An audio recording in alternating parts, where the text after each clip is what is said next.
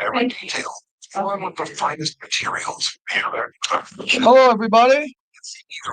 Hope everybody's doing well. Cowboy Week.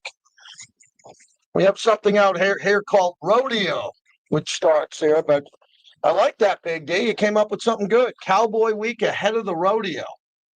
I like that. I'll give you credit for that one. Brian Daboll fired with the Giants.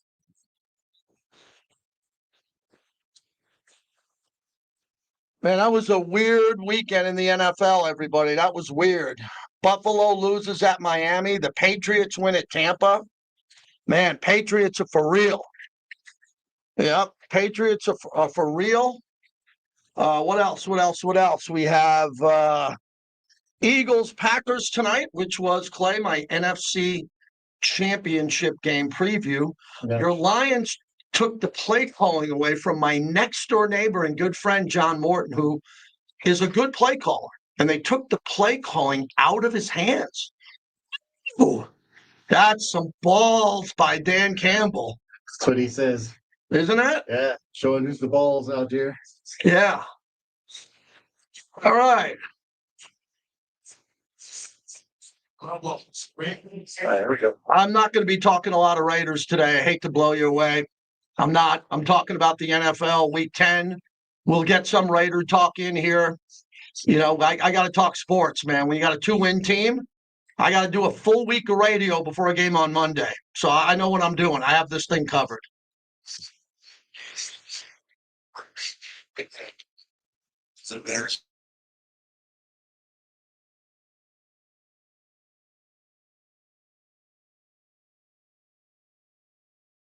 Man, they're making my job tremendously easy to be out here with these young, talented players, man. I think we have a really good team.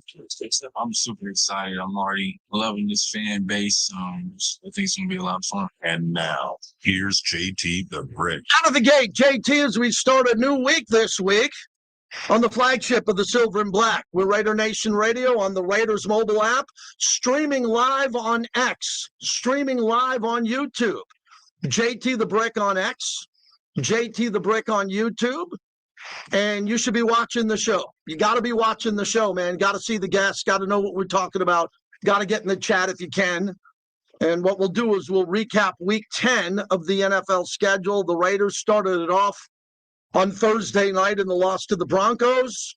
We dealt with that Friday here on the show. We're here today. We are off tomorrow for Veterans Day. Oh, they lock down this building, man. Right, Clay, on holidays? They lock it down. They shut it down. Live shows. No live shows. But I'll have my double dip with Mad Dog Sports Radio tomorrow night and tonight. And I hope everybody had a good weekend. It was a gorgeous weekend out here with the weather. I mean, the weather out here is fantastic. A lot of people are trying to get to Vegas, especially with the airline flights and all the cancellations. And you know, a lot of people here in Vegas count on tourists. They need a lot of tourists to come here to support these businesses that are out here. And we're going through a bumpy time right now here in Vegas. Good time to lower some prices. Good time to remember who our customers are. Good time to thank all of our friends who come to Vegas multiple times a year and are not going to come multiple times a year if we don't treat them well. We got to treat them to the best of their ability. We have 43 million people that come here every year. Think of that. We're not Ames, Iowa, man. Okay? We're not Fort Myers, Florida. We are Las Vegas. And the way to keep them coming back is treat them like gold. Treat them like they're the best of the best because they are. And thank them for coming here. And appreciate the fact that they're here spending money. Okay? You can't charge $24 a cocktail. You can't charge $600 for a room. You got to kind of keep it in check here and thank the people who are here, and they'll keep coming back because there's no place like Las Vegas. Absolutely. There's no place like Kansas. I just saw the Wizard of Oz over at Sphere, which is great. So we got a countdown to the Cowboys game on Monday. I opened up with the travel situations that we have here, which could be a problem. There's a lot of people traveling for that game. As I said when the schedule came out, this will be the most important regular season game, not with playoff implications, the most important regular season game out here in the history of Las Vegas. Cowboys not playing in a preseason game, playing their first regular season game. There are thousands of Cowboy fans that live in Vegas, millions of Cowboy fans who live on the West Coast. Our stadium holds about 4,000 on game day. They want every ticket. They want every single ticket that you will sell to them. And again, I'm not the ticket police. And look, if the prices are going down because the Raiders aren't playing well, I don't know what the price is. I know how much my tickets cost, and they ain't cheap. So get out there and enjoy the game. And what are the Raiders playing for? That's the focus of my monologue, brought to you by Golden Entertainment. PTs, they fuel the monologue. They have the best happy hour in town, 5 to 7, midnight to 2. Head on out to any PTs. Vegas Golden Knights playing tonight. You want to go see a good hockey game, go to a PTs. They'll have it on there, and you'll have a lot of fun. So what are the Raiders playing for? I told Clay Baker, who's with me every day, this is a very slippery slope. There's not a lot of good that comes out of that question. And I'm going to throw it out here on a Monday because I have open lines in the first hour.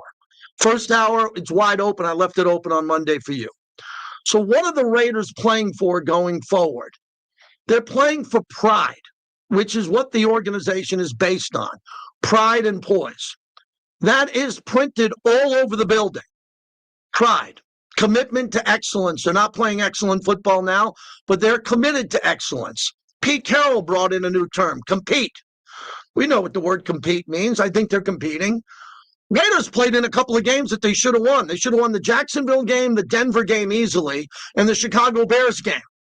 All three of those teams are playoff teams. If they win those three, the Raiders are sitting here with 5 wins.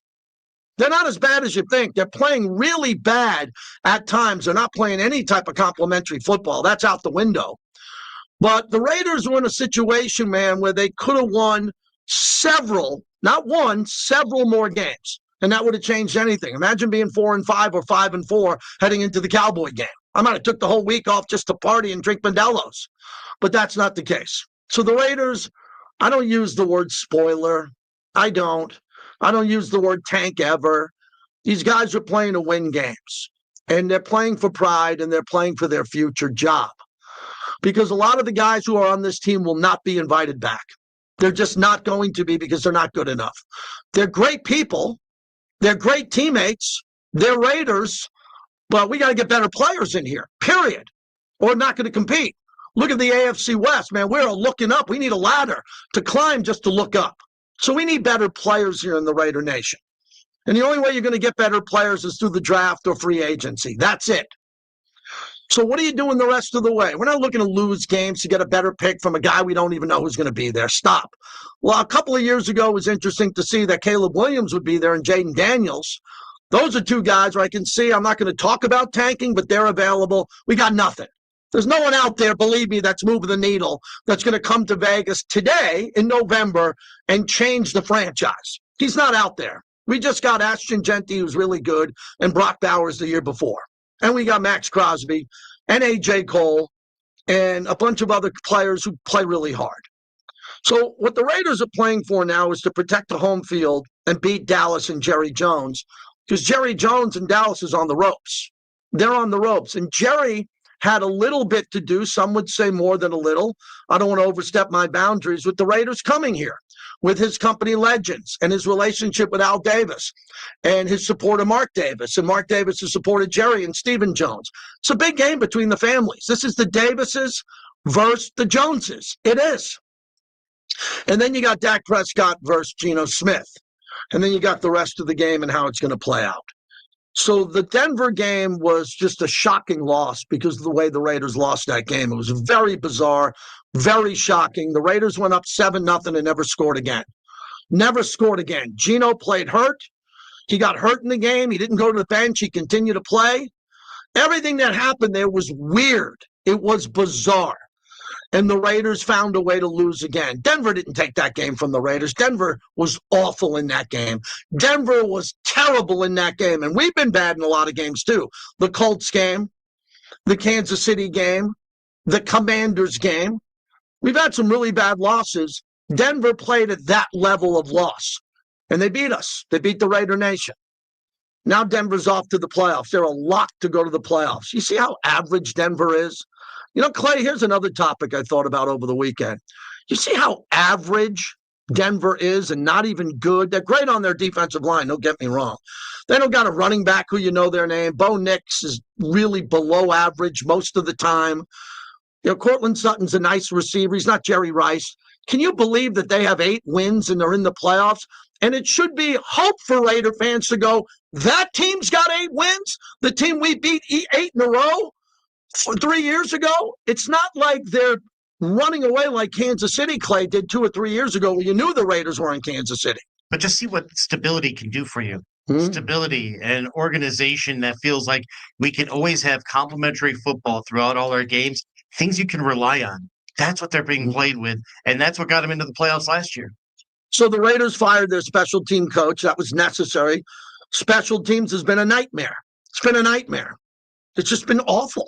Special teams, the special teams coach, Tom McMahon, got fired, not because he's not a good coach. He is a good coach. He's coached before and has been very productive. But this team is not on the same page. They can't block anybody. They can't block anybody when it comes to special teams. So you just break it down and start over again. I don't think you can break it down and start over again with $6 million Chip Kelly. I don't think you can break it down and start over again with a really good defensive coordinator over the years in Patrick Graham.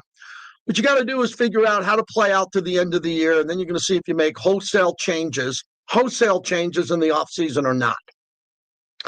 Now, I was thinking about Gino Smith over the weekend. I was thinking a lot about Gino Smith over the weekend. Gino now is fighting to keep his job or not.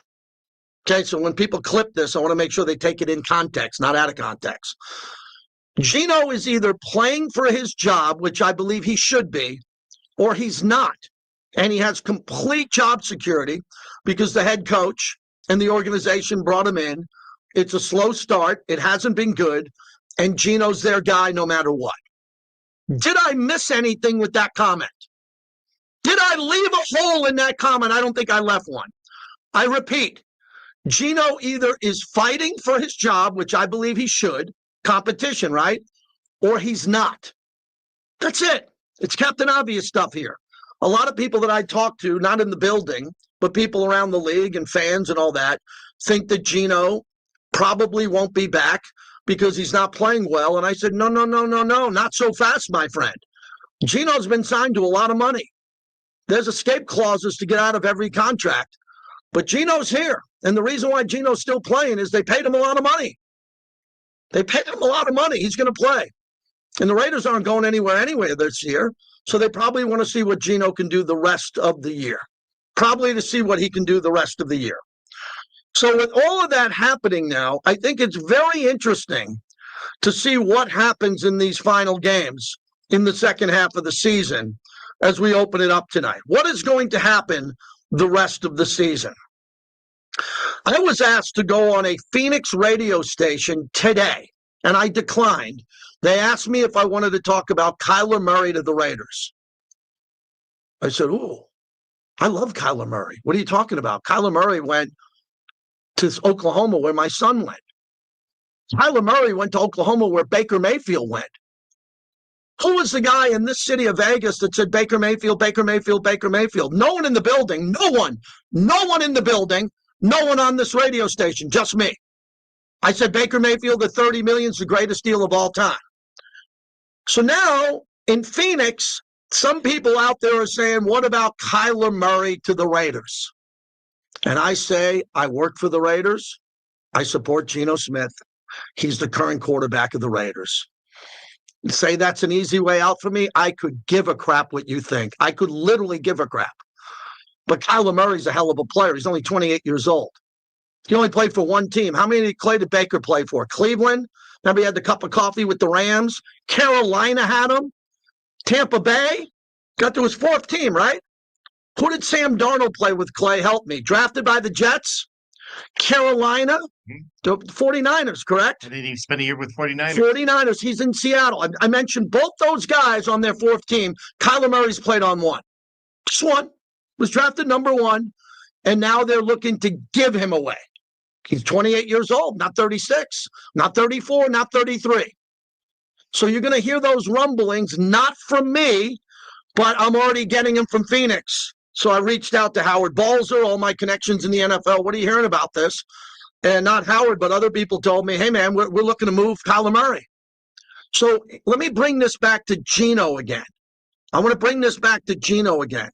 And if you don't think Kyler Murray's really good, you're just so bad at being a fan. If you don't think Kyler Murray, who was the number one pick in baseball and in football and won the Heisman Trophy, if you don't think he can play football, then you've lost your mind. You've lost your mind. He's a very good football player. He's playing on a bad team now. He's coming off injuries. I'm not saying that you have to go get Kyler Murray. He's a good player. Kyler Murray's got a lot more upside than J.J. McCarthy, Sam Darnold, Mac Jones, and a lot of other quarterbacks in this league who are playing lights out. But let me bring it back to Gino. This is what's going to happen with Gino the rest of the year. Any quarterback who's available, Mendoza in college, Kyler Murray in the NFL, other quarterbacks are going to be connected to the Raiders if Gino doesn't play better. So I was on a podcast earlier this morning. It's on my YouTube channel with my buddy Sam Mson. And we didn't talk about the Raiders much, but what I think I came out of it is saying this. Gino has X amount of games left to turn it around. That's a T-shirt. When I come up with a good idea, Clay, I always say that's a T-shirt. Gino has X amount of games to turn it around. It could be the Cowboy game. It could be the next Denver game. It could be the Giant game. And I was trying to think of something positive for Gino Smith because I like him. I think he's a good player. He's been good in this league. He hasn't been trash. He's been good. I think he's a better person. He's a great guy. He's a good leader. Right? We've talked about all that.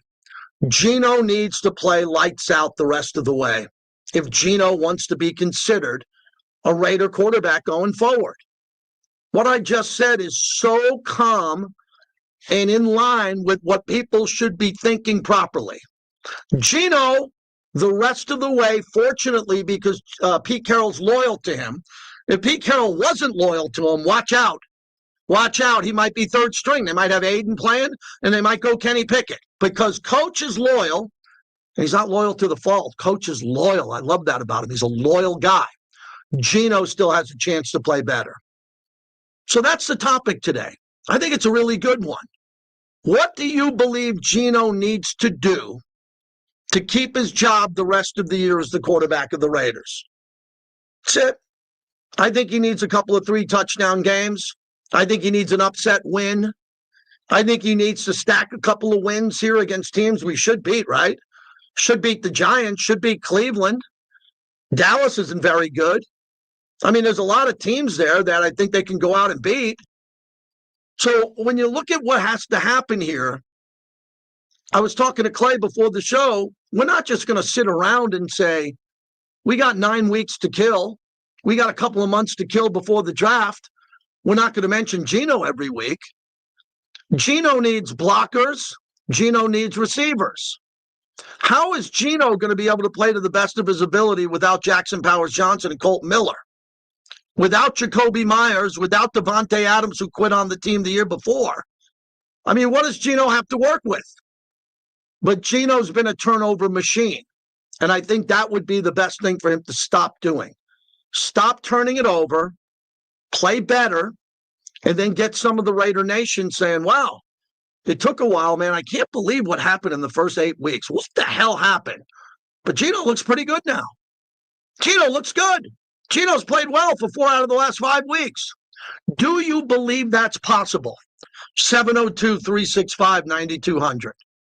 I mean, he's done it all his years in Seattle when he finally became a non-backup and he took over for Russell Wilson. He was a pretty good player. So he's got to be able to do that. And don't tell me, look, there's other quarterbacks that play on bad teams or struggling teams that do just fine. So I'm hoping for Gino to play well. I don't want to do a Kyler Murray show. I don't want to sit here and talk about a trade for another quarterback. And then these quarterbacks coming out of the draft, I'm sure there's going to be 1 or 2 who are good. We have no idea who that's going to be. I'm looking at you on YouTube. I'm looking at you. You have no idea who's going to be good at quarterback. I'm not talking down to you. I'm talking to you. You don't know who's going to be good in the NFL in this draft class. You have no idea. None. I have a pretty good idea of the people the last couple of years would be pretty good. Caleb Williams, Jaden Daniels, Michael Penix Jr., who's not playing well. Go through a list of players, but this one, before you keep saying Mendoza, Mendoza's never played in a game that's ever mattered till recently. And I don't know, he could be the guy. He could be the guy. And maybe the Jets want him worse. I don't know. All right, so I think that's an important topic if you want to get through 702-365-9200. The big topic that I want to get into is what happened to Brian Daboll. He got fired today as the head coach of the New York Giants. Brian Daboll got fired because he was reckless with the lead and the clock. Look, the Giants have as bad of injuries as the Raiders. Malik Neighbors is gone for the year. Gone for the year. And if you look at that, that's a pretty good player. That's one of their best players. And the Giants have injuries all over the place. All over the place, the Giants have injuries. Scatterboo was great. Malik Neighbors, even better, they're gone. So Brian Daboll wouldn't have got fired unless he was completely reckless with this lead. He gave up 33 points, the head coach, 33 points to Denver in the fourth quarter. And then he just blew a lead against Chicago 20-10 when Chicago was so bad yesterday. I watched every second of that Giants-Bears game. The Bears sucked. They were so bad, the game was unwatchable. Kind of like Thursday night between the Raiders and Denver, a completely unwatchable product. And the Giants had an opportunity after Dart got hurt. They didn't get him out of the game immediately. That's why the coach got fired. He was reckless. Also, Brian Daboll was reckless in the blue tent. Jackson Dart's their future quarterback. I think he's been evaluated for a concussion 4 times this year. He's been in the blue tent 4 times. Ownership of the Giants said, no way. No way. This is our future. This is our future quarterback. You're going to get him hurt. So they fired the coach today. Brian Daboll's a pretty good coach. Did a nice job with Josh Allen in Buffalo. I think he's a pretty good offensive coordinator. You heard of good offensive coordinators, right? You might have heard of a guy named Josh McDaniels. You think Josh McDaniels is any good as a play caller and an offensive coordinator? He's really good. Problem is he wasn't a great head coach, but he's really good where he's the coordinator. Brian Daboll will be just like Josh McDaniels and Cliff Kingsbury. He'll go back to a team. They'll hire him to be the offensive coordinator, and he'll do a great job or a very good job getting the quarterback ready to go. So that's where I stand on that with Brian Daboll getting fired. He was completely reckless with everything he did with the lead. Man, you give this guy a 20, 30-point lead, a 10-point lead, he had absolutely no idea how to manage the clock in a game. Pete Carroll doesn't have a problem with that. Have you seen any criticism of Pete Carroll and the clock? Any? 0. Antonio Pierce, you complained about that, and that wasn't his strength. Antonio Pierce's strength, he was a motivational coach, motivational, defensive guy. No one said he was great with the clock. He had help to do that. He had Marvin Lewis. He had other people there that helped him with the clock. There's nothing wrong with that. But Brian Daboll's worse than anybody. He's kind of like Aaron Boone to me with the Yankees, can't manage a bullpen. If you can't manage the bullpen, you can't be the manager. You got to be able to do everything right. So that's a big storyline today. Also in the monologue, the Buffalo Bills lost to the Miami Dolphins. I didn't see that happening. I didn't see that coming. Buffalo was my pick to win the Super Bowl. I'll stay with it because I don't jump off my picks. I'll stay with that. But, man, they've lost 3 out of 5. They're 2-3 in their last 5 games. They lost to the Patriots at home in Miami. We got to look at Buffalo completely different. Completely different. And it looks to me like Baltimore is back, and Baltimore's probably going to win their next 5 in a row. 5 in a row with their schedule. It's that easy. So they're making a run. And then you have Matthew Stafford. Who's going to be the MVP in your opinion, if you want to put that in our chat at JT the Brick on YouTube? Who's going to be the MVP? It's coming down to Jonathan Taylor, who broke the all-time rushing touchdown record of Edgerrin James. Right? Pretty good player, really good player, or is it going to be Matthew Stafford? And I got that wrong with Stafford. It won't be the first thing I got wrong, but Stafford in the preseason, I just thought that he was going to be probably a guy with a bad back, and they were going to load manage him a little bit. Oh, my God. Clay, do you believe this? You're a former Lion, as a Lion fan, you saw Stafford playing all his games. Did you ever think that Stafford, after all the hits he took in Detroit, would be this productive years after leaving Detroit and winning a Super Bowl with the Rams? No, not at all. I mean, this guy had a broken back. He had all sorts of horrendous injuries and not a lot of talent around him. So it made you feel like, all right, what does he have left with a starting cast that would actually be good? But I never thought the longevity would be there. Yeah. And then yesterday, he throws his 400th touchdown pass. 400 touchdown passes right to the Hall of Fame. Did you check? Did you plug in the phones? Are they working today? They're working. I could have had a 5-day weekend. Raiders didn't play. They played Thursday. I could have took off Friday, Saturday, Sunday, Monday, today, and tomorrow we're off. I could have had a 5-day weekend. 5 days I could have took off and went to San Diego. But I came here to do a show today. Is anybody ready other than me for the Cowboys? I'm like a Game of Thrones, man. I'm attacking AT&T Stadium with one dragon who's already been shot in one ring. I'm trying to hold the Raider Nation together. Let's go. It's Cowboy Week. And as we were saying here in the chat, Cowboy Week ahead of the rodeo. The rodeo's coming to town. It is Cowboy Week on top of that. So, again, I hope everybody had a really good weekend. I hope everybody's having a great time here. We got a lot of business to get to. We got so many of our partners here. I want to thank everybody who came out to Grimaldi's, including the Hall of Famer, Eric Allen. Came out there on Friday. We had a nice group of people who were there. I really appreciate that. That means a lot to me when we get friends to come out and people came out for pizza and had a really good time. So I want to thank everybody for doing that. Whenever we do a remote, we don't do many. We like people to come out and have a good time. And Grimaldi's is the best pizza I've ever had. And it was nice to see so many of our supporters out there and come out there to deep Henderson and have a good time there. So as you know, I am ready to roll. I got a lot going on. And I'm pretty fired up about this Cowboy game. Why?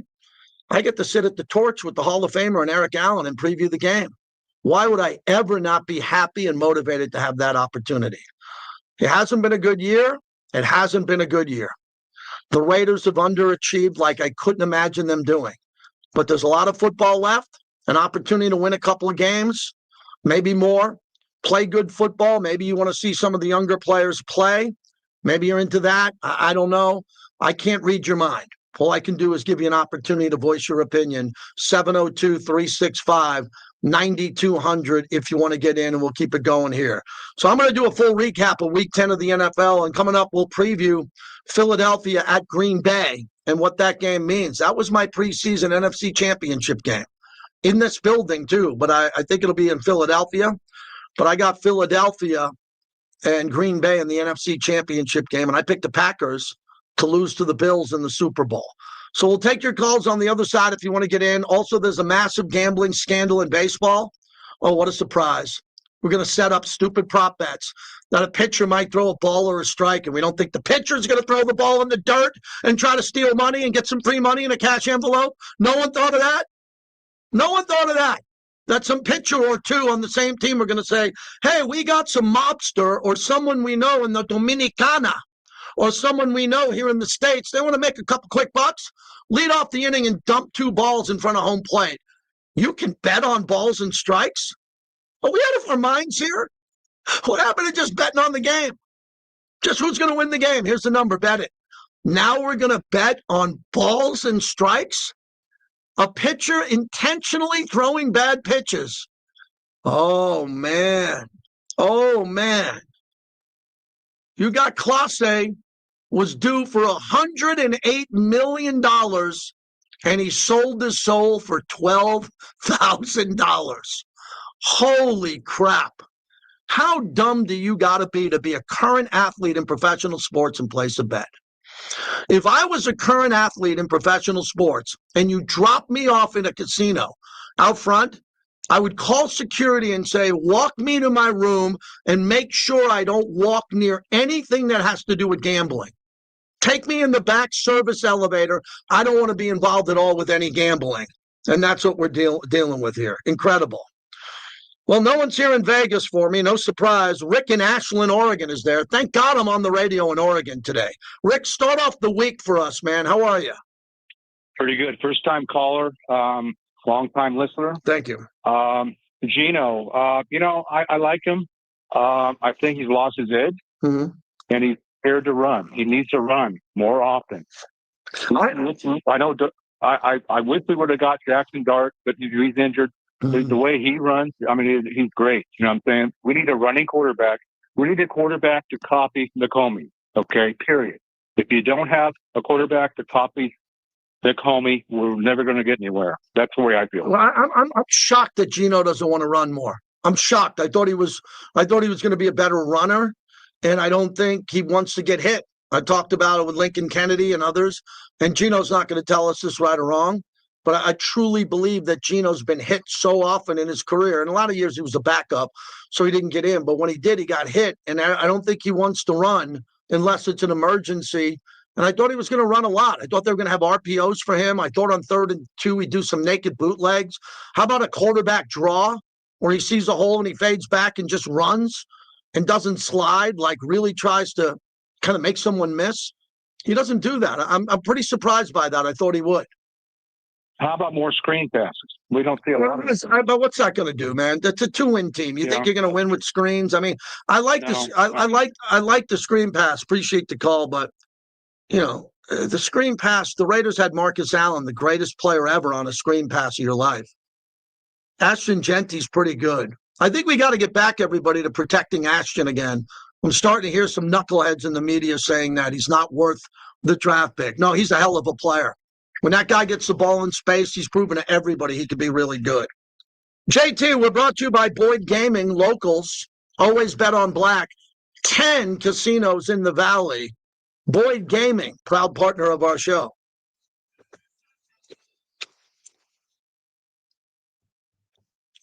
All right, I started off here. We had about 50 people. Now we got 355. Thank you for being here. Let me see some live reads here. Let's get some stuff going.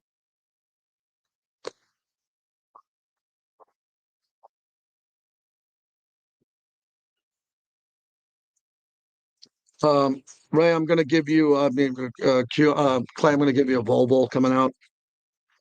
Yep.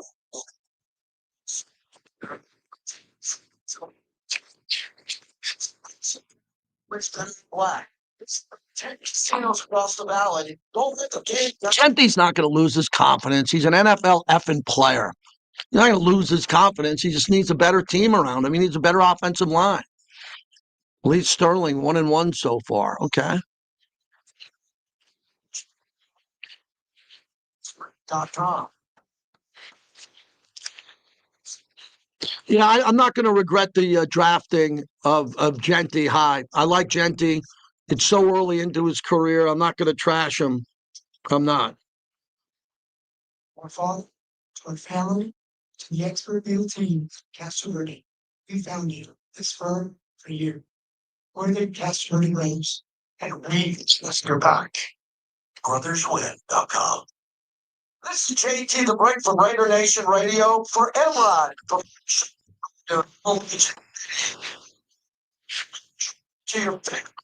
Yeah, Spillane's playing well. He was a good player. Remember, we didn't let Spillane go. We didn't let him go. Spillane took the first deal he got in free agency the second it opened up. I was ready for Divine Diablo to go. Amik Robertson. There are a lot of guys that come and gone. I missed Khalil Mack. Did you see Khalil Mack play last night? I missed Khalil Mack.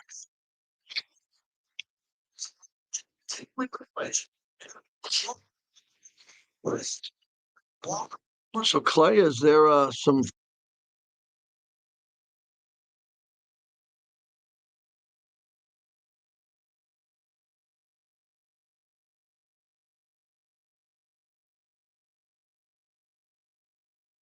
Incredible. Lamb? You like lamb?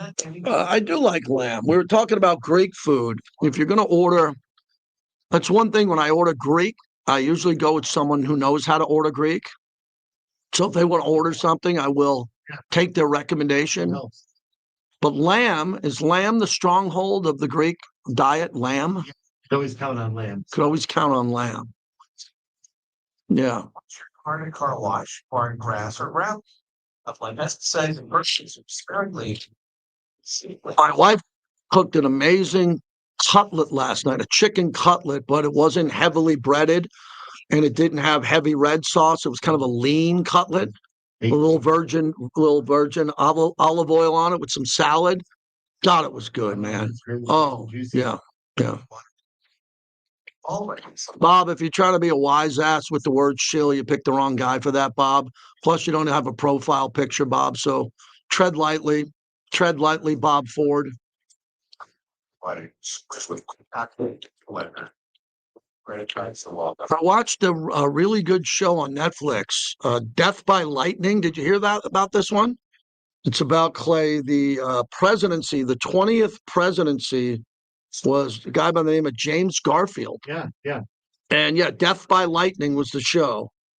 And That was a sad way of dying. Yeah, Michael Shannon was the star. He played James Garfield, who was only our president for 3 months before he was assassinated. And he didn't get assassinated dead on the spot. No, the guy who killed him was really bonkers. Yeah, the guy who killed him was nuts. Because he was like, I shot him, but I didn't kill him. It was all you doctors and people poking his fingers in his bullet hole that infected him. That's what killed him. Yeah, he would have survived. He would have survived the bullet wound if they sanitized the. Yeah, if somebody competent would have helped. Someone competent would have helped. Yeah. I think he took a cat to the police station, didn't he? Something like that, like the assassin. Yeah. Yeah, like he knew he wanted to be caught. That's why JFK's assassin, Oswald. Yeah. He's one of the only assassinators that actually ran. And Wilkes Booth. But Wilkes Booth wanted to be known that he did it. Yeah. Oswald was the only one that actually ran. Hey, love. Got anybody on hold? If you get injured in an accident, call 702-222-9999.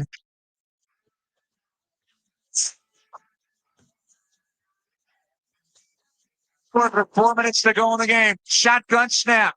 Little shrug, throwing short, end zone. Touchdown! Touchdown Bears! Romadunze! 1 yard touchdown. Little shoulder shrug. Nobody in his vicinity. Adunze with his 6th touchdown catch. Look, I'm not sure exactly the play that had happened, so I'm concerned for the kid.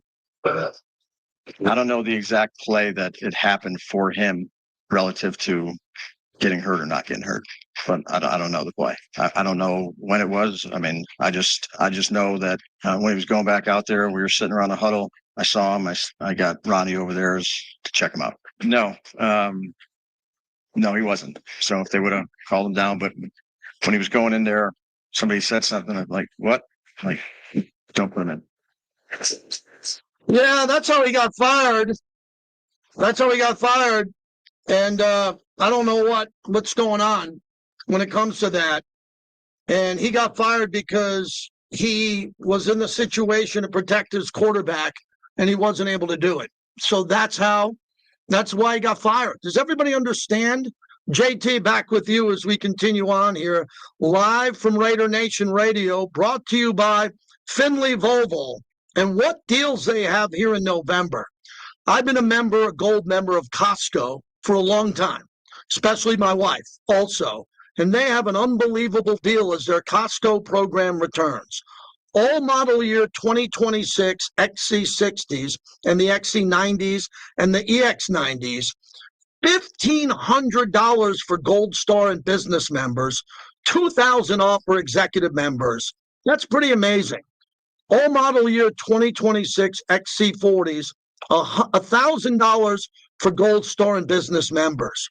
To summarize, up to $2,000 off on select Volvo models for Costco members. That's really cool. And if you want to lease, I like to lease vehicles a lot.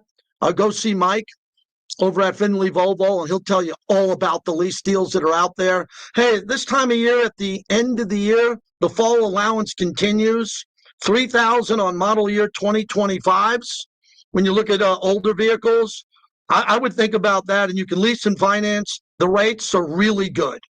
So you get a $1,000 lease bonus on all model year 2026 XC60s and XC90s. Those are the mild hybrid models, which are fantastic. So everybody else who wants to take a look at that, go ahead and do that. We really appreciate that proud partnership. I opened up the show 36 minutes ago on what to do with Gino, and everybody's been gutless. Everybody's been gutless. Everybody's a troll with Gino, not everybody on Twitter. I open up the phones to people. I ask people, what would you do with Gino? Crickets. Crickets. But you go online and people are there. You get online and people are there, and they are definitely, they got Twitter muscles with Gino. They got Twitter muscles with Gino. So what would you do with Gino? I went first, and I said what I would do with Gino is I would give Gino a couple of games more to prove he could be the quarterback of the team. I would say that to his face in the hallway. That is not being mean. Some people think I'm being too generous by giving Gino more time to show how good he could be. What's wrong with that? What's wrong with giving a guy more than 9 games? 9 games to prove that he could be good. Well, I know what the problem is. Most Raider fans want peak Gino. Peak Gino when Gino was rocking in Seattle and had 4,300 yards and 70% completion percentage. So did I. That's what I thought I was getting. How do you think I came here on the radio station, and when they signed Gino, said, yeah, I like Gino. Gino's a pretty good player, man. Gino's the type of guy here that could take the Raiders to the next level. And we were hoping that would happen. We haven't seen it yet. But we did see some sign of it in the first game of the year. In the first game of the year, we did see Gino play at a decent level where everybody looked around and said, wow, Gino won that game in the rain. Gino won that game in the rain. Ashton Genty scored a touchdown. We look pretty good in this game. Are we going to be able to do more and more of that with Gino? We haven't been able to see it. Haven't been able to see that. So that's why there's confusion with Gino Smith today, because we know that there has been something on tape. You ever hear them coaches say that? Put it on tape, put it on tape. There's tape of Gino being really good in Santa Clara against the 49ers. Tape of Gino playing really well on the road against NFC teams, the Rams, where everyone's like, man, Gino's pretty good. So with all of that, I think we're looking at a player who's probably running out of time unless he's able to play at a higher level. But you could say that about any quarterback in the league. I opened up the show with Kyler Murray. Clay, do you got 2 or 3 other quarterbacks around the entire league who better play better, or they're not going to be here next year? Yeah, there's a few. There's a few of them. Yeah, there's like 6 or 7 of them. A handful or more. A handful of them. Joe Burrow, you can be hurt and you don't have to worry about playing. You're going to be okay. Your job's going to be waiting for you when you come back. Even Hall of Famers like Aaron Rodgers. Wow, Aaron Rodgers last night. There's a lot of head shaking going on. Yeah, Aaron Rodgers last night really, really looked old overnight. But he's the type of guy, because he's such a good player and the ball comes out so good, that he could have a good week of rest and a good week of practice and come out and play really well. So I'm interested to see what happens with Aaron Rodgers. Paul and Modesto. Paul, what do you want to do with Gino the rest of the year? What would be perfect for you? It'd be great if we had an offensive line that can block and give him some running room for Genty and stuff, man. The running game opens everything up. He has no time to. We know that. We know that. The question is simple. What does Gino do to? But we do know that. We know that we don't have 2 of our best offensive linemen, and the rest of the offensive linemen aren't great to begin with. So what does Gino have to do to prove, with all the things he has going against him, that he could be the quarterback of the future here? Make plays, run, scramble, move the pocket, and do something with Genty, man. Because the offensive line was crap before he even got hurt, or the offensive line got hurt. We need an offensive line. That's all that matters. Okay. Okay. Thank you. You didn't answer my question. You're saying, JT, go in the hot tub time machine. Go in the hot tub time machine and go get Jim Otto, Gene Upshaw, Art Shell, and have him play, and then we'll do that. I can't do that. I know that Gino, who should have nothing to prove, he needs help. Help ain't coming. We ain't getting him any help. There's no help coming at all for him. So I asked a specific question. What do we have to do to get in a situation where we're going to be here and be in a situation where we're going to have to worry about him and not have to worry about him again? That's all I'm saying. What do we have to do? I've said it. The caller just said a little bit of it. Have him run a little bit more. Right? Have him play a little bit more with his hair on fire. Have him play outside the pocket, move the pocket. I think there's some things that here. Gino probably is not the problem. The problem with Gino is he's not playing well on a team that's underachieving. Does that make sense? Have we ever seen quarterbacks on average to below average teams play well? Yeah, all the time. All the time. There's a quarterback out there on a team that's not very good. Clay, wouldn't you say that was Matthew Stafford? Yes. Right? Yeah, no one thought that was a Super Bowl quarterback or even a guy that could win a game in the playoffs. When they were at the rock bottom in Detroit and losing, and Stafford was great. Right? I'm not saying Geno Stafford, but you know what I mean? Like Stafford played on a bad team for a long time. Right. And played really well statistically, Pro Bowl ability there. I don't think Geno can play at a Pro Bowl level with this talent around him, but he can play good. He can play average, above average. He can play good, but it's never going to be enough. You know what I mean? Like it's good is not going to get it right now. And especially for a team that still can't get out of its own way with its own mistakes, it's still not enough for a guy. Even if Stafford came to this team, he would still run into the same problem. Yeah, I'm just trying to figure out how they get him in a better situation. Because for a couple of weeks, I'm looking around and I'm saying, well, Brock Bowers isn't playing. Brock Bowers isn't playing. How is Gino going to play well without Brock Bowers? Then Brock Bowers comes back completely healthy, has 13 targets, 12 receptions, 3 touchdowns, and in the next game, we don't get the ball to Brock. The next game, we don't get the ball to Brock. I go, oh my God, my head's going to pop. I said that on the pregame show. I said to Eric Allen on the pregame show, the only thing that's going to make my head pop is if I come here for the postgame show and Brock didn't have 10 targets. He had 3 and 0 in the second half.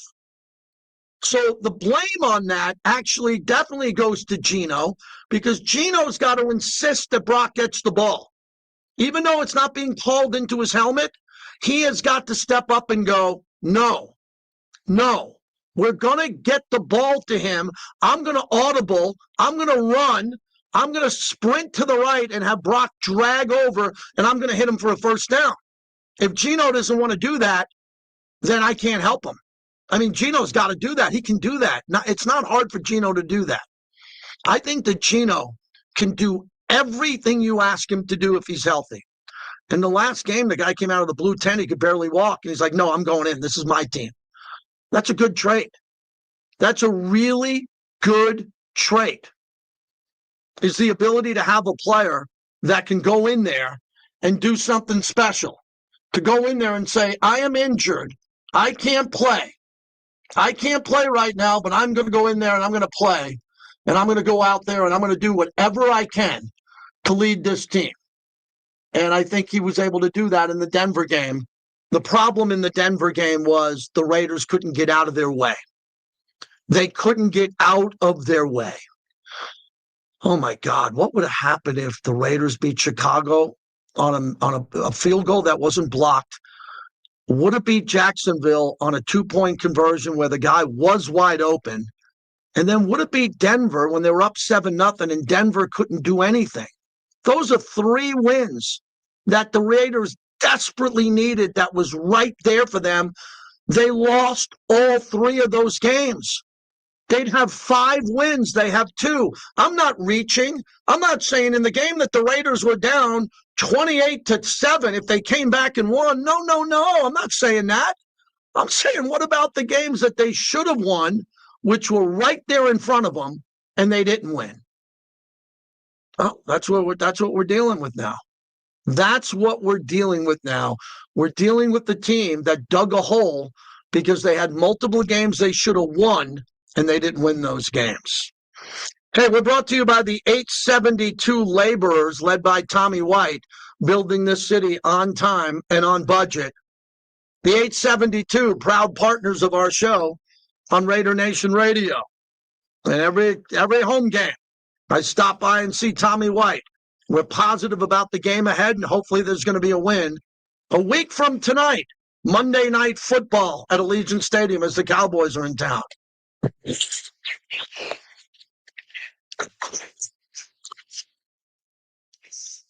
Round draft pick. Let's start with down Thursday afternoon. This trick could happen if he doesn't, right? I'm simply just saying The NFL's a funny thing. Play that.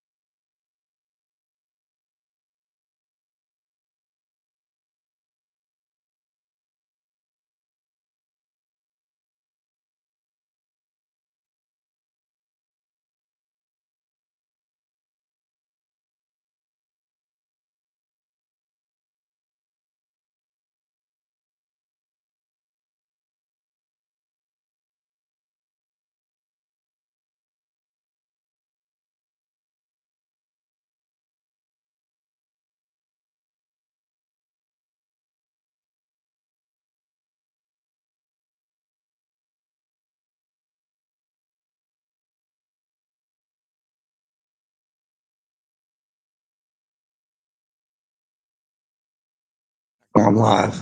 Okay. Figure.com to find out about options, career paths, public work zones, and the schedules that are happening here in our valley. I'm proud to be associated with the H72, proud partners of my show and Raider Nation Radio. If you were injured in an accident, why would you call anyone but the Richard Harris Law Firm? When I started my firm here in Nevada, I took cases of all sizes, and today we still do.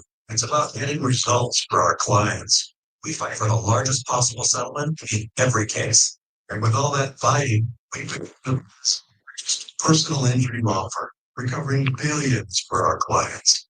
Who you hired matters. Why would you call anyone else? Richard Harris Law Firm. It's your Yeah, I mean, the Gino stuff, I'm trying to help all you guys out here and try to figure out what to do with them. See the Brian are certified. Vehicles at the Jaguar thing or Las Vegas. Visit us online at ALR.LV. Yeah, Big D, I don't know if that's the same exact offensive line. I think that Darnold's playing better in Seattle because Seattle's team is a lot better, offense, defense, and special teams. That's how I see it. But you know, if you know more about their starters, let me know. You put nonprofits to service communities and do good for dogs. Pick your next cocktail with Tito's. Distilled and bottled by fifth generation in Austin, Texas. 40% alcohol by volume. Savor responsibly. Imagine if every coffee, every tank of gas, every grocery run gave something back to you. With the Westar Flex Reward MasterCard, it does. Earn 1 point for every dollar you spend and redeem for cashback, travel, or charitable giving. Plus, get 1,000 bonus points when you open your card and 1,500 additional points with your first purchase. Everyday spending, everyday rewards. Apply today at westar.org. All of our subsequent purchase is the Westar.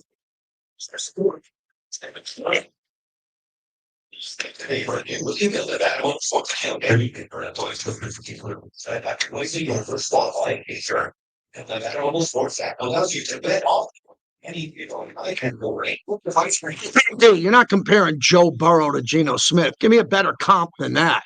Like, Joe Burrow is a little bit different than Gino Smith.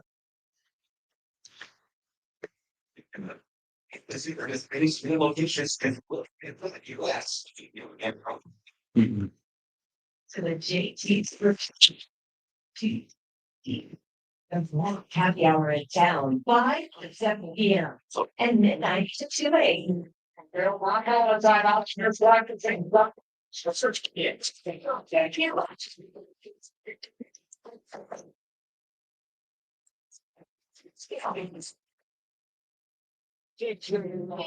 Josie the Bearcold. And the Raiders take a 6-0 lead with 42 minutes of first quarter. Yeah, Jason Horowitz on the call. JT, man, it's time to put your best face forward with Tomorrow Aesthetics for Men in Summerlin. I've been going there now for a while. Believe me, they're amazing. They have a certified staff at Tomorrow Aesthetics for Men. They'll guide you through your journey. You'll look and feel better. It's a men's spa. So if you're a guy and you haven't done this before, I've never done it before, you can get everything from hydrofacials, hair restoration. If you want to lose some weight, they could work with you there with weight loss treatments. It's Tomorrow Aesthetics for Men. It's your road to newfound confidence. Take it from me.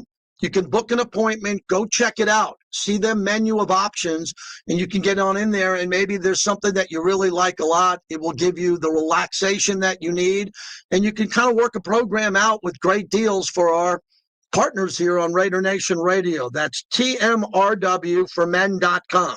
TMRWFORMEN.com. Book an appointment today. I've sent a couple of friends over there, and they love it. It's fantastic, and some guys want to do Botox, other guys want to do hair restoration. I don't know what you want to do. They'll walk you through it and tell you what you maybe need and what you'll be comfortable with. So go check it out. A lot of this is big in sports radio, is men's spas and trying to help men look better and feel better and more confident. So we have a good one here, Tomorrow Aesthetics for Men, right on Sahara and Summerlin. Real easy to find and a great team over there. We appreciate them for being partners on our show. So we spent most of the first hour talking about Gino. And what would you like to see with Gino the rest of the way? I failed. I tried that. No one seems to know. Everybody wants to poke holes at Gino. Everybody wants to criticize Gino. When you ask what to do, everybody's all over the ice. I don't know. Get him a better offensive line. Excuse me, we're in November. We're not going to get him a better offensive line. He's got the coaches that he has. We know what he's done in the past. It's Gino getting out of the hole. Okay, Gino put himself in this position. A little bit of it, it's Gino. Gino's got to get himself out of that. That's all. It's not hard to understand that men who make $40 million, who make mistakes or don't play well or don't perform great at their job, they're really successful. They'll figure it out. Just give them a couple other options. Give them a couple of new plays. Simplify the playbook. Seems like the team wants to run it more than throw it. Seems like we don't want to throw it at all. Do you think, Clay, now that we only have 2 wins, we might just open it up a little bit and maybe throw the deep ball because we only got 2 wins? You think maybe we'll throw a bomb? And if it goes incomplete, it won't end the season? Will we do that? Start throwing to guys who can get open. Try to find a model of a West Coast offense that works for Gino. Thank you. Thank you. Find a model of the Chip Kelly West Coast offense that works better for Gino. Thank you, Clay. It took me 55 minutes to just say what you said in 10 seconds. All right, when we come back, Sam Mson, one of the best insiders in the NFL, he joins us. Thanks to Mike over at La Casa Cigars and Lounge at Tivoli Village. They got live music 7 nights a week. I don't know how they do it. Every time I go over there, there's a new musician playing outside. It's gorgeous. You can have a stick, a cocktail, kick back, and just listen to live music at one of the premier cigar lounges on the West Coast and in the Valley. Anywhere I've been to, La Casa Cigars. Be right back, everybody. Be right back.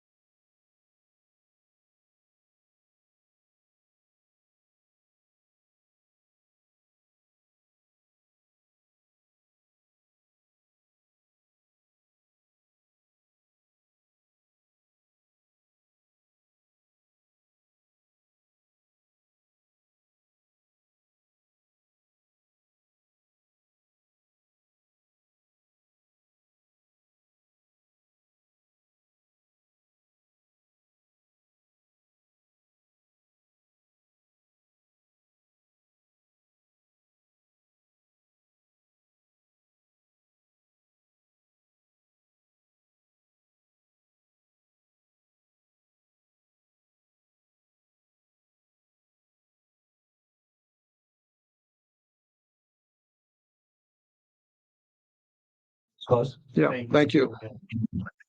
All right, I'll wait till you get up and I'll call Tammy. Wake up with the morning tailgate with Clay Baker. Weekday mornings from 7 to 10 on Raider Nation Radio 920 AM, KRLD Las Vegas.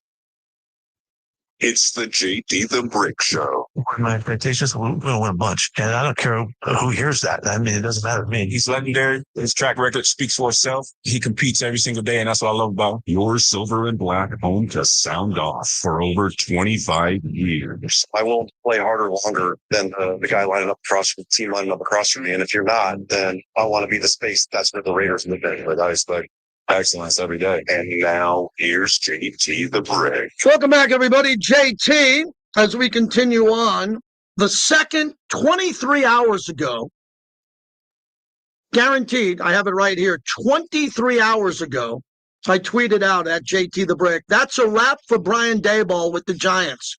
He's a brutal clock manager. I had that 10 seconds after the game ended yesterday. And I don't make predictions on death. I don't make predictions on jobs. That's not my thing. A lot of people like to do that, but it was it was easy for me to see that Brian Daboll was going to get fired as the head coach of the Giants because he couldn't handle the clock, which is a really important aspect of the game. You got to understand down and distance, the clock, how many timeouts you have, all the other things you have to be a head coach. That's a requirement, as I see it. So welcome in, everybody. I hope you all had a good weekend as we continue on. Every Monday, I have the opportunity to talk to Sam Mson from the 33rd team.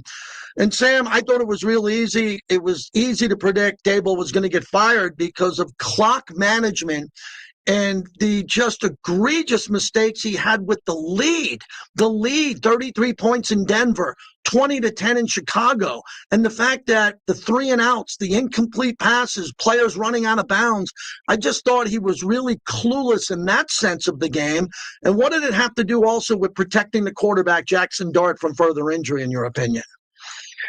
Yeah, I mean, they're in a tough spot because obviously so much of what makes Jackson Dart really impressive right away has been, I think people wildly underestimated his rushing ability as a draft prospect. And they've been running him like Cam Newton, like Tim Tebow, like a sort of real power running quarterback. And the problem with that is it's resulted in 4 occasions already where he's been evaluated for concussions. And that's now a difficult balance for them to have is, well, how much do we use this skill that he has and how risky is that to his long-term future?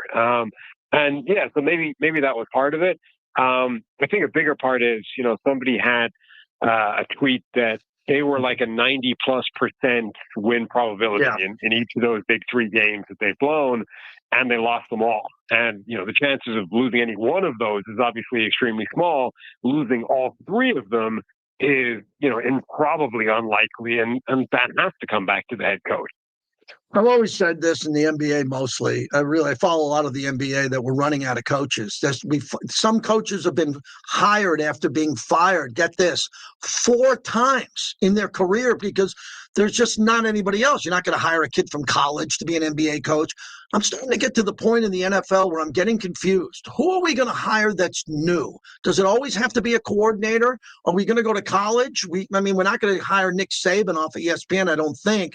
Lane Kiffin seems to want to be in college still. I'm not looking for the specific name here, Sam, but do you think that this Giant job should go to a college coach who's great with an offense or some veteran who can stabilize that organization?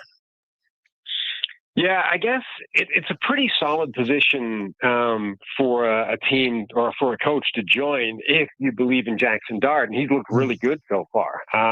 He's been an impressive quarterback, so you have your quarterback of the future. Malik Neighbors is an elite weapon. He's been hurt, obviously, most of the year, but when he comes back, you've got a cornerstone left tackle, Andrew Thomas, and that defensive front has got some really impressive players, even if they may lose 1 or 2 in the next year or 2 with free agency. So it's a good situation for a coach to step into. It's a team that could win quickly. And I think that, that means you don't necessarily need to run the risk of bringing in a total unknown as a head coach. You don't need to run the risk that the guy you bring in has no clue. And they may be in the market for one of these sort of veteran, retread is a bit of a pejorative, but like a guy who's already been there and done that and deserves a second chance at the position. A guy like Brian Flores in Minnesota, I think, would be pretty high on that list. I think you'd need to ask him some serious questions about how and why it went wrong in Miami. But, if you were convinced that he's figured out what went wrong the first time, he would be an interesting option. Sam Mson is our guest. So my Bills Super Bowl pick, I'm not going to bail on it, but wow. I mean, the loss at home to New England got my attention. And then the fact that no one could get open in Miami. I was saying earlier, I had a friend of mine who was in the end zone there, a Bills fan, and he said he couldn't see any separation with the receivers, even with Josh Allen trying to extending the play. Should they have gotten another wide receiver or a playmaker there, or do you see it the opposite? It's their defense that struggled so much in these losses. I think it's both. I mean, the defense stylistically has always been this bend but don't break defense, and they've always gotten an absolute ton of turnovers. And that is a volatile thing. Usually that doesn't stay consistently year to year. Usually you're only good sort of 1 year and then you fall off and then you bounce back. The Bills for years, though, have consistently been generating, a top 10 number of turnovers on defense. When that doesn't happen, though, suddenly you just have a defense that's giving up a ton of yards and not able to stop teams. So that, I think, is part of the problem. But yeah, look, this receiving core, it doesn't necessarily need another receiver, as in one more guy. It needs a different type of receiver. They don't have and haven't had, since they got rid of Stephon Diggs, they don't have a guy that can reliably win on the outside as a true X receiver. And, that's been put to Brandon Beane before, and he's gotten really sensitive and defensive about it and, pointed to their numbers last year and how successful they were. And that's fine. But everybody was sort of pointing to this clear lack of a specific skill set within this receiving core. And maybe it wasn't a big problem last year, but it's definitely a problem now. And they still don't have an answer to it.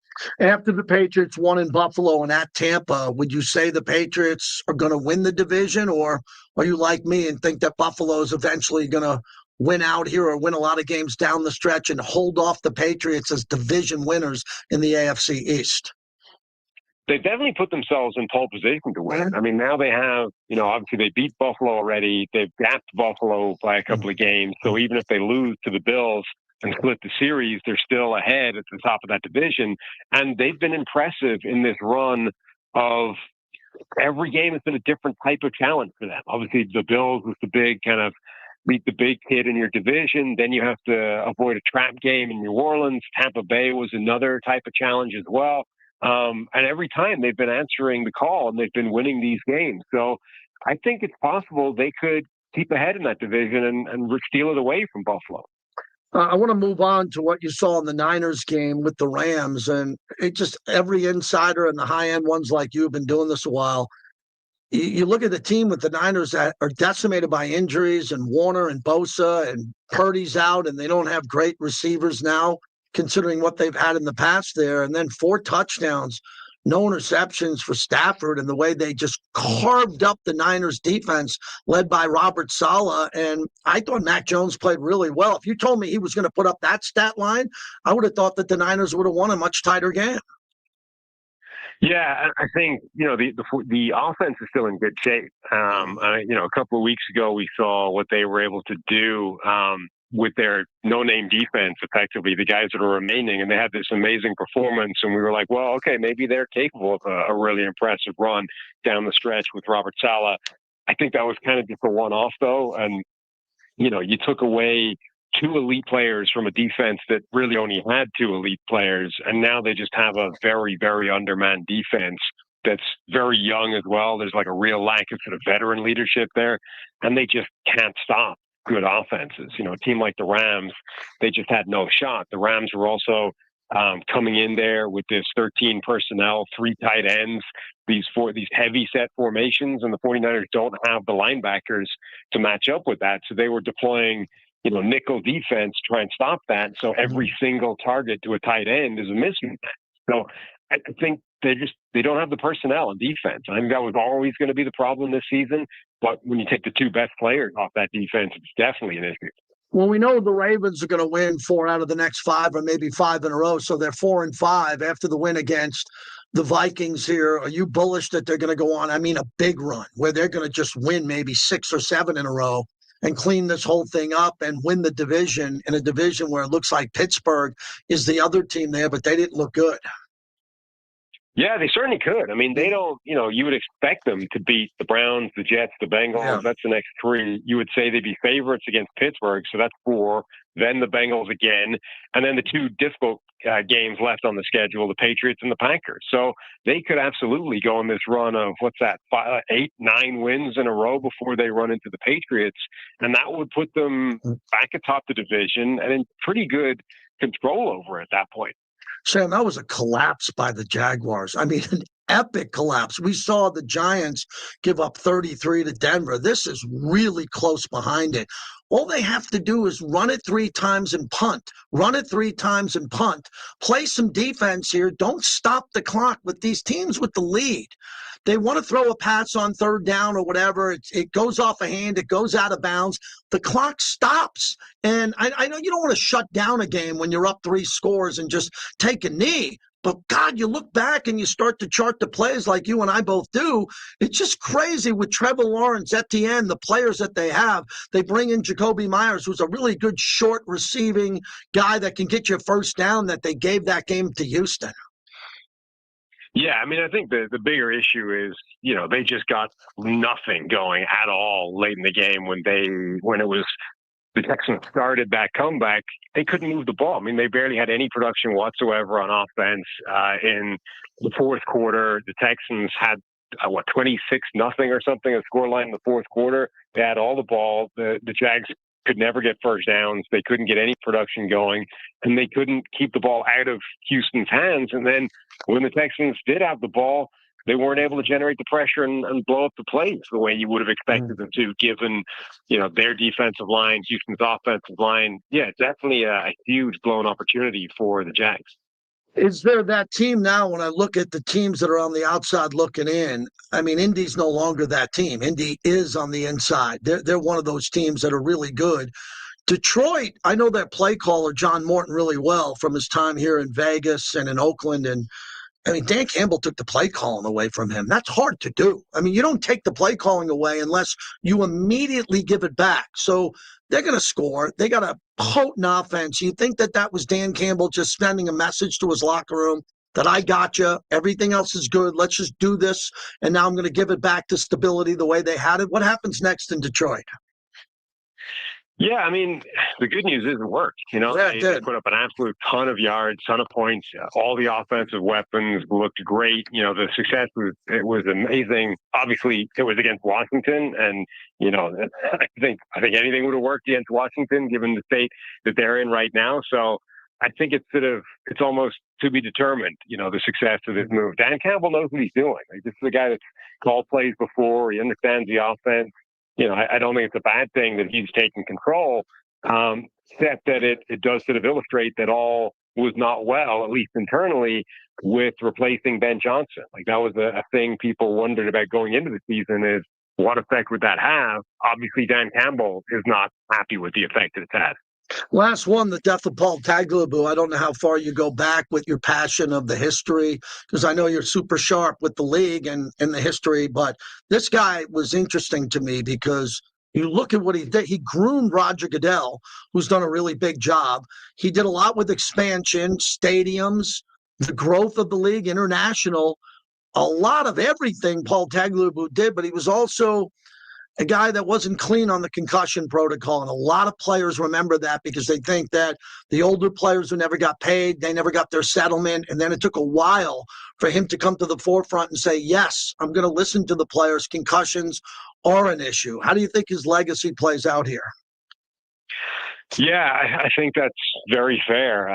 They had a couple of commissioners, the NFL and Pete Rozelle and then Tagliabue, who really saw where this thing could go in terms of, overtaking baseball, becoming America's game, becoming the absolute juggernaut and monstrous entity that it's become.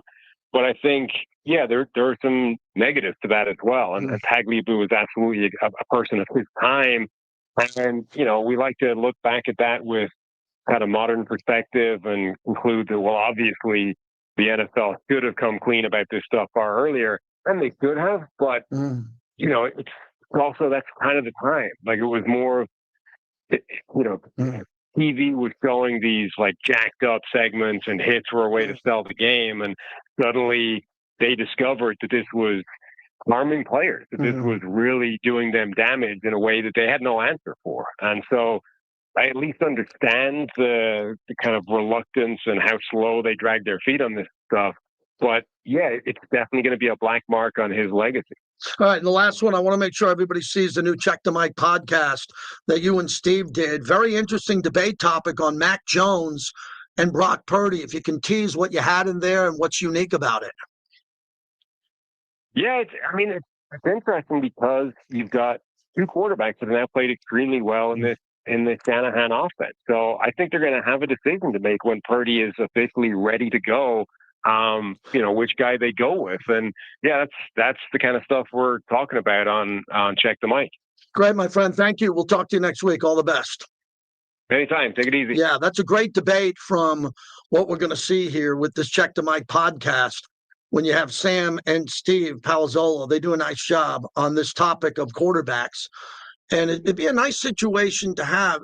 Clay, I was thinking about this today. As much as I want Gino to do well, I don't want anybody to think under any circumstance that I don't want Gino to thrive. I'm dealing with Raider fans who don't want Gino to do well. They're done. The train left the station.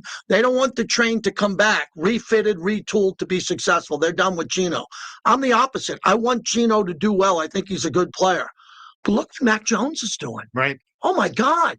So could Aiden O'Connell or Kenny Pickett do that if Gino sat down for a week or two? I don't know, because Gino's not going to sit down. He played through an injury because of the loyalty that he has for his coach and his coach has to him, and I'm all right with that. I'm kind of loyal to the past record of stats that Gino has compiled, especially over the last 3 seasons in Seattle. That warrants to me like a little more, perspective. Like, I'm willing to take a look at see what makes him comfortable, because I know what it looks like when he's comfortable and he plays winning football. And when you see what like Mac Jones, and we've seen other quarterbacks go and sit for a year with Kyle Shanahan, how redeveloped they become. And you talk about Kyler Murray. Mac Jones is in the first of his second-year contract with San Francisco. He could be highly debated, highly traded, sought-after guy in the offseason, because from Daniel Jones all the way on out, you sit 1 year with Kyle Shanahan, you become a rebuilt guy. And next thing you know, you're now looking at an MVP-type candidate. Well, Kyler Murray is a starter. Daniel Jones wasn't a starter, and Mac Jones weren't a starter, and Sam Darnold wasn't a starter. Yeah. Baker Mayfield wasn't a starter. Kyler Murray is a no-doubt starter. Kyler Murray at 28 years old ain't going to a team, Vegas, whoever it is, to sit. No. So he's going to start, and I'm looking at the amount of teams that are interested in him. It gets really immature when people talk about Kyler Murray. Well, he's small. So what? Doug Flutie was small. Drew Brees was small. Kyler Murray is a great talent. He has been a great player at times. But I wonder, Clay, if the theory you're talking about is right for Kyler Murray, maybe he does sit for a half a year somewhere under a Kyle Shanahan thing like this, and then he explodes with better coaching. But I don't think he has the mind to sit. He can go play baseball. Right? He can go, okay, I'm out. I'm out. I'll go play baseball. And guess who he played for? The A's. The A's. So he's too good of a talent here. And the option for the Raiders for their next quarterback is probably a first-round pick in the next draft. You would agree? Yeah, that's right. Yeah, it's Raiders having a first-round pick. If it's the 8th pick, the 4th pick, the 3rd pick, the 9th pick, whoever's there, just take them. If trading up, again, I don't see a Jaden Daniels out there. I don't see a Caleb Williams out there. I could be wrong, but I don't see him there. But, man, the Raiders need a lot more than just a quarterback, too. Isn't that crazy? Like, normally you'd say, get a quarterback.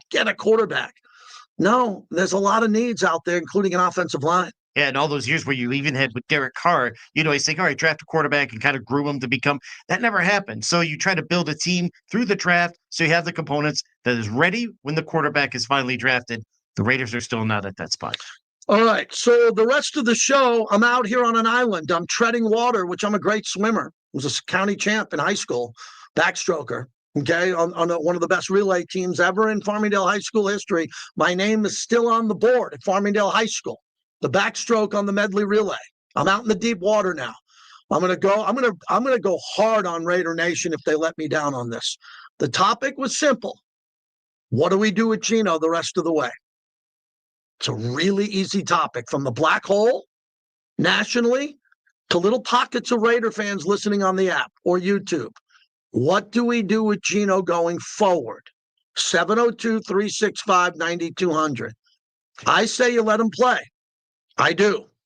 I say you let him play. If he's healthy. If he's injured, you sit him down to protect the player. You got to protect him. But if he is healthy, the season is lost in regards to the playoffs. It's lost. There's still important games out there. I want to win every game. You know that. But we're at a point now where, what do? I'd rather see Gino play and have a couple of good games, which I think they're able to win these games against the Cowboys. And you want a best case scenario? I had someone in my backyard brick who had a couple of Modelos with me over the weekend. They said, quote, and I said I was going to say this on the air, so I don't know if he's listening. What happens if the Raiders beat the Cowboys? 1, Cleveland 2, Giants 3. So there's 3 more wins there that are right there on the schedule.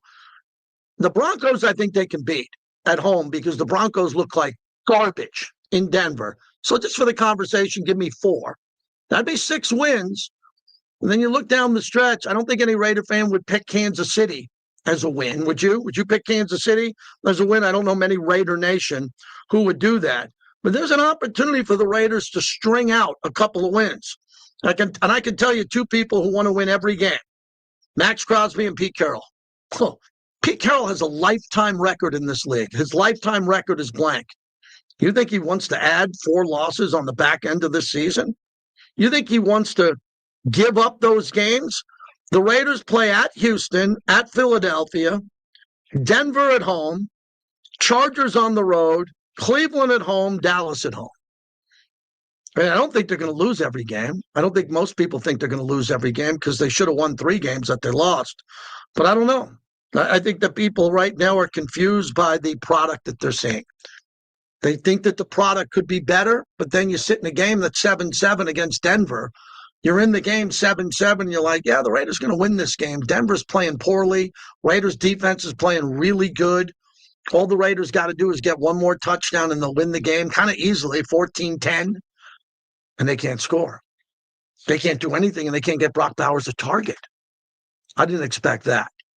Not getting Brock Bowers a target in the second half of a 7-7 game was really hard for me to deal with on the post-game show. If you get him 5 targets, and he only caught 1 for 8 yards, all right, I could live with it. He had 5 targets. They completely said, we're not going to him or we can't get him the ball. And you could never tell Al Davis ever, we can't get someone the ball. Imagine that, Clay. Imagine going to Al Davis and saying, Mr. Davis, we couldn't get Todd Christensen or Jerry Rice or Tim Brown the ball. I wouldn't want to do that. I wouldn't want to do that either. I want to say the word no or no. can't. You'd say to Mr. Davis, we didn't get him the ball. That will never happen again. We'll get him the ball. Here's Sherman in Kansas on the big mobile app. What's happening, Sherman? Oh, not a whole lot. Thanks for taking my call. Yep, thank you. No problem. Here's my thing about Gino Smith. He has had enough games already to play. He's all we got. I understand all that. And I believe we should be letting Pickett play. We gave him a 5th-round pick for him. And he may not be the answer himself, but Gino Smith is sucking it up out there. I know he's playing with what he's got, but I think just to see what Kenny Pickett has, even though it won't be much, you should be playing. And that's just my opinion on that. I mean, it's fair. I mean, we traded a 5th-round pick for him to play in case you got to break the glass, and we had to break the glass in Denver, and they didn't play him. So that was a big warning sign to me that he's probably not going to play because they had a golden opportunity to let him play in Denver, and if he was any good, go win the game. I think he's good. I think Kenny Pickett's an NFL quarterback. He could play great in the game. We're not going to know unless he gets in. Once they didn't go to him in the Denver game, I think a lot of Raider Nation said, man, they're just not going to go to him. They're loyal to Gino. I get that too. I mean, and I don't know why that is. I don't know why they're loyal to him like that, but it is what it is on that. But I don't see what it would hurt. I mean, we got 2 wins. It ain't gonna hurt nothing. Thanks for the call, Sherman. I appreciate it. I believe it's real easy to figure out why they're sticking with Gino. I never had any wiggle room on that topic. It's easy. Pete is loyal to Gino. Gino is loyal to Pete. Period. There's nothing wrong with loyalty. And because especially with this team, because this team's not going to the playoffs. So if you want to be loyal to your quarterback and you're not a playoff team, do it. But I think Gino's played poorly enough this season to be benched at times, but always get another chance to play. I've never said bench Gino for the year, but if you want to bench Gino in the third quarter of the Denver game, I have no problem with that. And then I would have started him against the Cowboys. Even if Kenny Pickett won the game, I would not start Kenny Pickett against Dallas. I would start a healthy Gino all day. It's just like benching a pitcher who gave up a couple of runs in the 5th inning. You bring him back for the next start. Mark in Michigan. Mark, you're up next. Go ahead, please. Hey, JP, thank you for taking my call. Thank you. And answering your question about what to do with Gino, I mean, don't get me wrong. I'm not suggesting Gino is the long-term answer by no stretch of my idea. But I really believe that this is more of a coaching system issue because, I mean, I'm not suggesting that I was, played at high level, but played and coached at high school level. And one thing you always were told is that tight ends and running backs are quarterback's best friend. And we have underutilized both of those positions to try to get the offense and the quarterback, running and getting some confidence. And when you have Brock Bowers and Michael Mayer and Ashton Jenkins, the fact that they're not being utilized more, to me, is a foundational job that's holding back our offense from growing.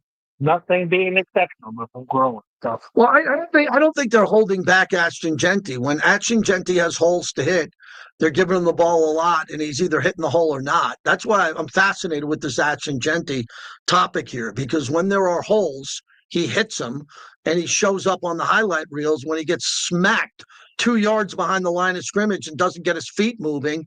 He's stopped. Everything else I'm seeing him do, I mean, the ball went off his shoulder pad. I get that. But everything I've seen him do this year, I think is solid. We just don't go to Michael Mayer in this organization enough. Not this regime, every regime.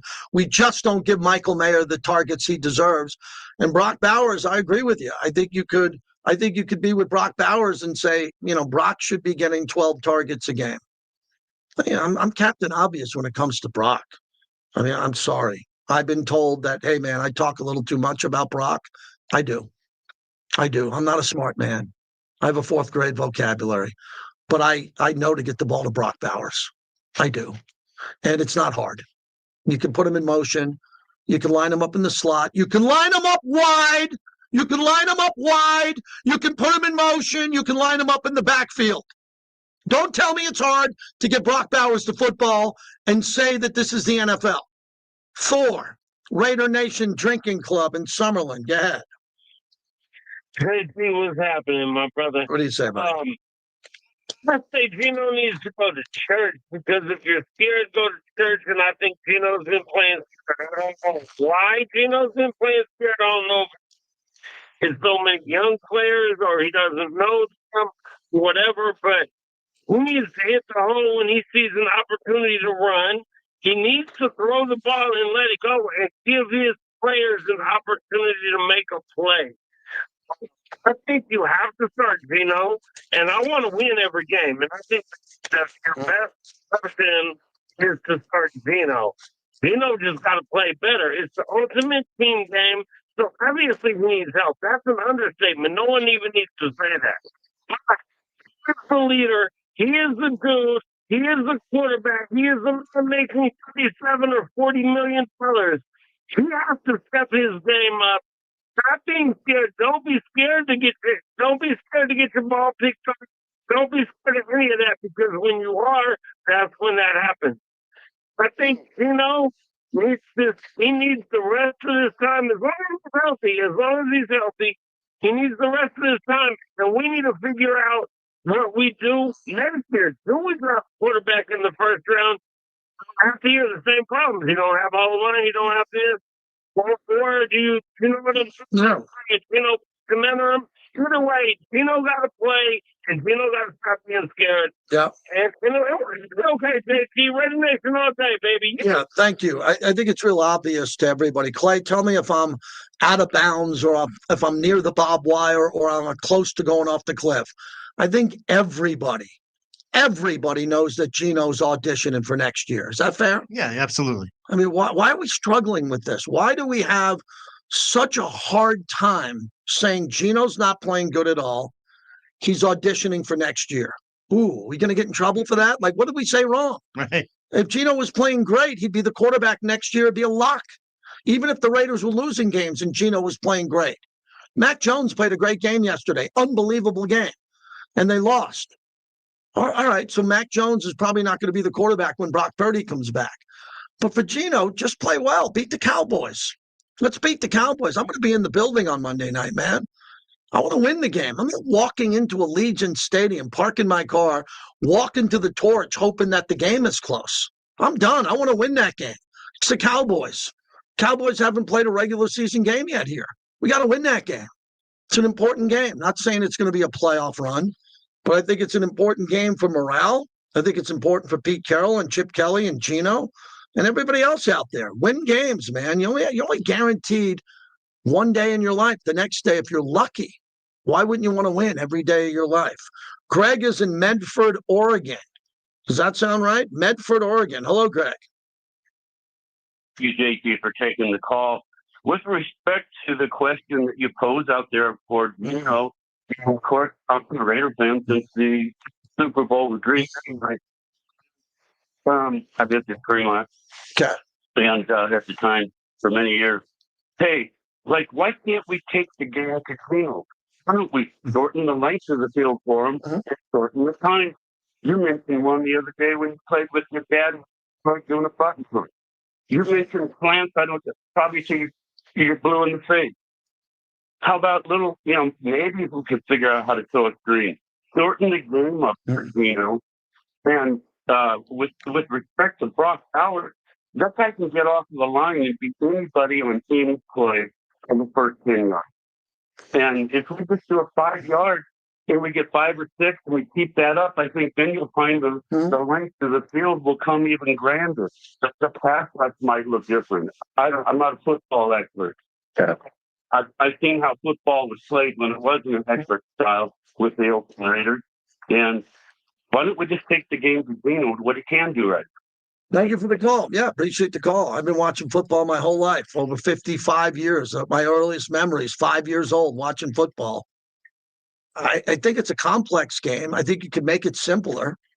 You can play smash mouth and run it, or you can play super vertical and throw it. Right? The K-gun. Remember Jim Kelly and the K-gun offense? How great that was with Thurman Thomas? No huddle. When was the last time we went no huddle on purpose? We don't have the offensive line for that. Ooh, are you being a wise ass? Because that's my line. Oh, is it? Oh, I'm sorry. No. That's Lincoln Kennedy too. It's like, no, Lincoln told me a long time ago. No, I'm just having fun with you. Lincoln said, if you don't have a good offensive line, you can't give them more. Yeah. And giving them more would be to be no huddle offense, play fast. But I'm just shocked that Josh McDaniels, Antonio Pierce, and Chip Kelly aren't playing any no huddle. Any. I'm surprised by that because I watch a lot of NFL games. I watched yesterday that some teams went no huddle in the second quarter. Some go in the third quarter. I would make it an expectation. Yeah, look at Houston yesterday. Davis Mills, a backup quarterback, played no huddle and came from behind and won. We can't do that with Gino Smith. He played fearlessly too. He did. That's a really great point you just said. The backup quarterback for Houston played like his career was on the line. And that's what we want Gino to do. And I think Gino comes into every game looking to do that. I really do. I think he goes into every game looking to play his ass off and try to win the game for the Raiders. Mike in New Jersey. Let me get you up here quick, Mike. Ahead. Hey, JT. How are you? Good, Mike. Thanks. Good. I think the problem is I know we're having tough times and everything right now, but what's worse is when the people who are running, the coaching staff thinks they're they're smarter than everyone else in the room. So I think Gino should play, yes, but as long as you can move him around, and we've had this discussion earlier, like roll to the right, roll to the left. You know, I mean, he's got to do that. And I'm sick and tired of trying to be the Patriot way, the Seahawk way. We got to be the Raider way. And if Chip Kelly is coaching like he coached with the Eagles, it's Pete's job to overcall him and say the heck with it. And Gino's been in the league 13 years. Gino could call a play at the line, or Gino could say, you know what, it's not working. The heck what you're saying, Tip. Just go with it. And that's what I have to say about it. Yeah, I don't have a problem with that either. Thanks for the call. I don't think you'd go against Chip. You don't go against Chip. Chip's the offensive coordinator. He's the highest priced offensive coordinator of all time. I don't think you go against him. But from time to time, you could audible. I mean, what's the problem there? Hey, we're brought to you by Click Hospitality. Monday Night Football. How about Gatsby's? Inside Resorts World. That's not your average Monday Night Football party. At Gatsby's, it's DJs, drink specials, football done Vegas style. Also, 8 Cigar Lounge has room for you on Monday night. They do an unbelievable promotion there. But I love Bel Air Lounge. And Raider fans, this one's for you. Watch every Raiders road game in style at Bel Air Lounge inside Durango. Then stick around for your chance to win 2 tickets to the next Raiders home game. So Click Hospitality, they're a new partner of ours. I love all their lounges in town are second to none. Proud partner of Raider Nation Radio. Thanks, everybody. Good show today. Thank you. And a lot going on here. A lot going on. Thank you for today. Thank you. Please share the show. Go to the YouTube page. Take the show and share it if you can and get people to like it and subscribe. Thanks. Oh, okay. All right. Okay.